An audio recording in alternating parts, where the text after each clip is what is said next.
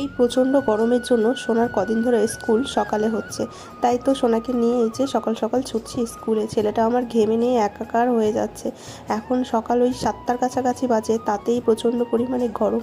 ব্যাগটা আমি ঘাড়ে করে নিয়ে আসি, কারণ ব্যাগটা প্রচণ্ড ভারী, ওর ঘাড়ে দিতে কষ্টও লাগে। তারপর সোনাকে স্কুলে দিয়ে বসেছিলাম, কারণ আজকে 9টা 40-এ ছুটি হয়ে যাবে, মানে হাফ স্কুল যেহেতু শনিবার। তারপরে ফেরার সময় আমি আর সোনা একটু খেয়ে নিলাম কচুরি আর তরকারি, কারণ সকাল থেকে যেহেতু বসেছিলাম সেই জন্য খিদেটাও পেয়ে গেছিলো। তার মাঝে একবার চাও খেয়ে নিয়েছিলাম। তারপরে তো সোনাকে নিয়ে বাড়ি ফিরতে ফিরতেই দেখি ঝমঝমিয়ে বৃষ্টি, বৃষ্টিতে ভিজে বাড়ি এসেছি। বাড়ি এসে সোনা পড়লো শুয়ে, বললো আমার একদম ভালো লাগছে না। এসেই স্নান করে নিয়েছে, কারণ বৃষ্টির জলটা যেহেতু মাথায় পড়েছে। তারপরে আমি রান্নাটা সেরে নিয়ে তারপরে স্নান করে পুজো দিলাম।